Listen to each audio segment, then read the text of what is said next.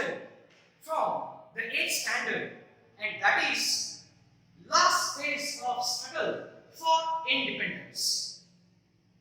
Students, you know that the Indians struggled a lot gaining independence. See, in the second phase of the 19th century, it means the revolt of 1857. Okay.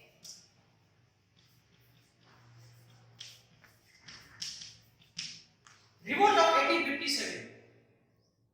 So, this was the mutiny of 1857. It means here we can say that the struggle for gaining independence by the Indians had been started from the second phase of the 19th century. Okay. And see why that mutiny was happened by the Indians. Some reasons were there behind that. Okay. So here, which were the reasons and why that was happened? And see, students, here it is considered that this revolt of 1857 was from all parts of the country. It means not only common people were there in this revolt, but the artisans were there, peasants were there, some businessmen were there, priestly states were there. Okay. And see, so that here it is said that this revolt was conducted, that was from all parts of the country. Okay. So, which were the reasons for this struggle? See, here I want to bring that into notice. That is, see, economic causes. The next one, political causes.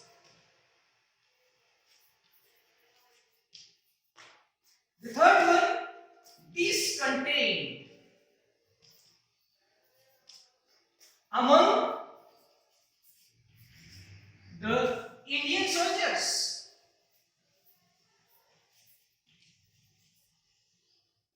The fourth one, immediate cause. Okay, so these were the causes, and so that the revolt of 1857, the great struggle, the huge struggle by the Indians for gaining independence was happening.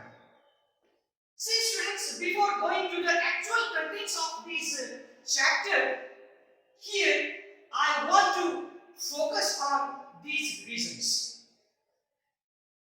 And see here why this revolt was happened. The first reason was economic causes. It means what? See, students, British rulers imposed many taxes on the peasants. So their economic condition became very miserable. Okay. The next reason was there, next cause was there, that was political cause. See, students, some British officers, British rulers, they passed acts. Which were these acts? Acts like Sati Prohibition Act, which was passed by Lord Bentinck. The next one, that was the Widow Remarriage Act. Okay. So, here these acts were passed. So, the Indians realized that this is the interference of the Britishers into the matters of the societies of the people, Indian people. Okay. So, they did not like, and so that the discontent in the minds of the Indians was increased. Okay.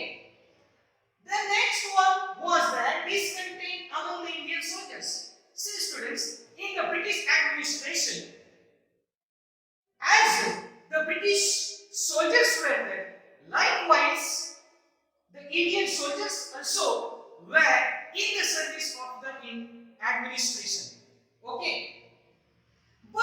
the Indian soldiers were getting very less salary than the counterparts, than the British soldiers. The facilities provided to the Indian soldiers were not as per the British soldiers. So, the Indian soldiers, their discontent was increased. And the last cause was there. That was immediate cause. What was that about? Why the Indian soldiers? They became discontent. Okay, and afterwards that was intensified only. That was outburst. So what was the reason?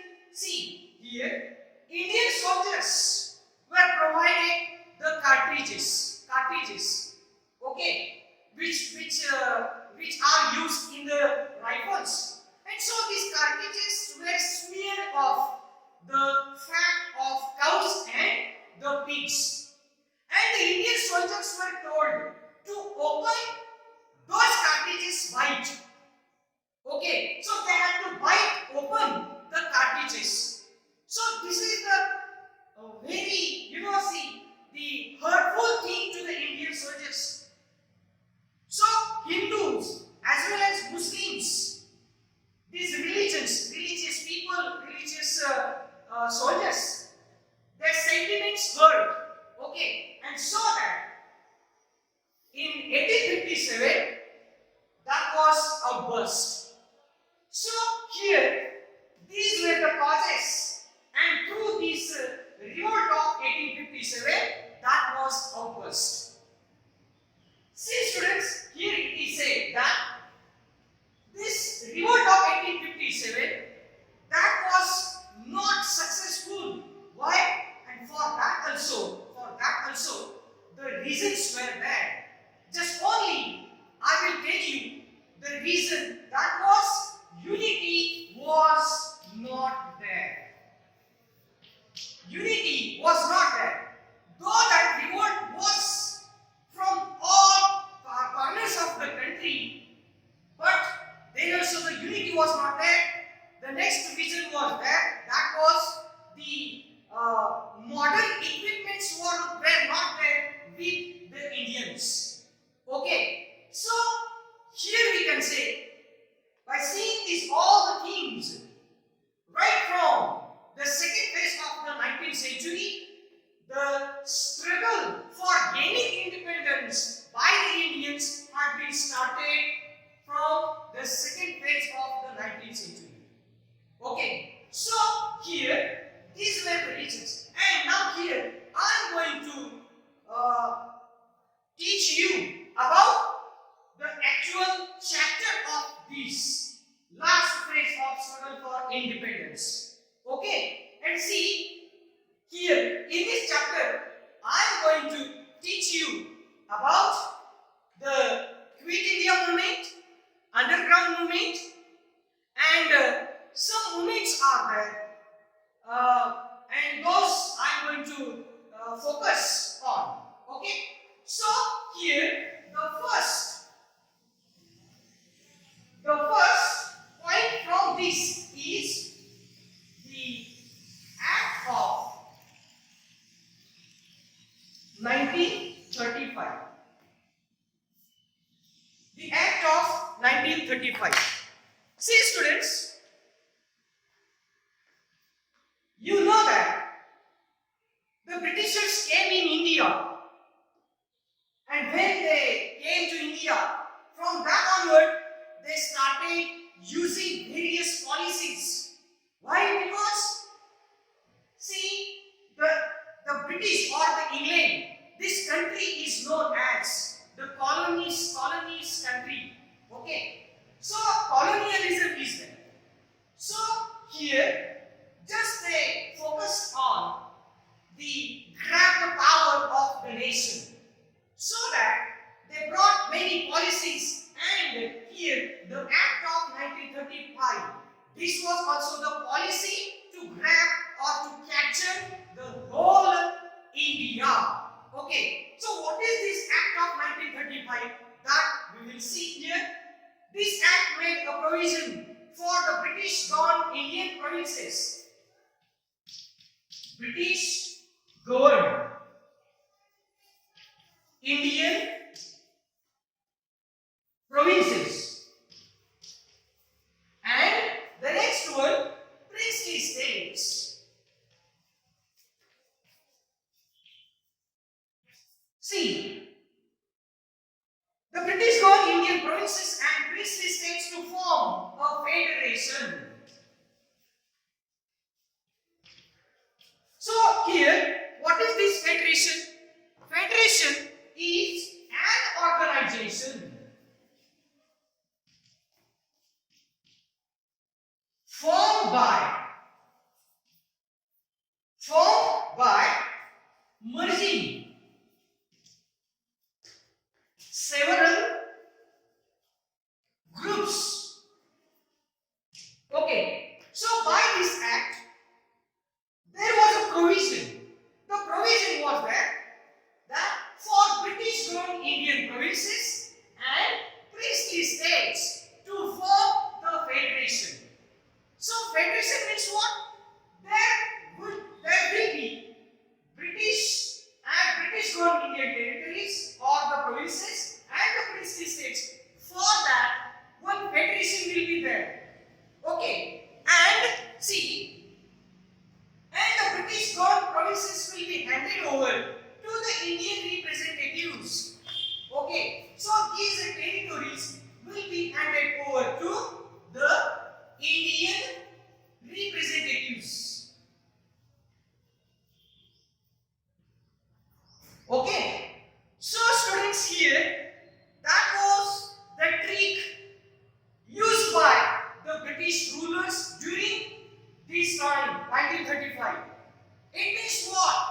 This act of 1935, that was the false idea. Why?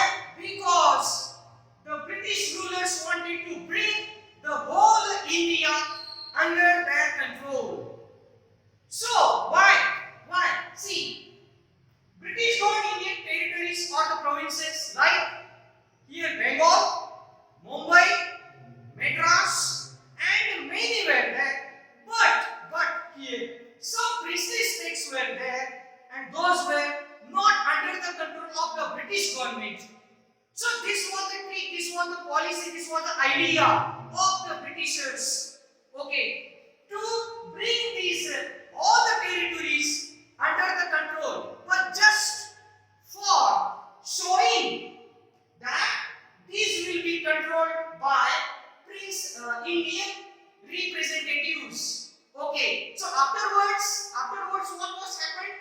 Afterwards, see, the princely states, the rulers, they came to know that if they would join this federation, then they would lose their autonomy, and so that they rejected this federation, to accept this federation or to join with this federation. Okay, so here that was the Indian National Congress also. They came to know that this is the policy. Actually, the Britishers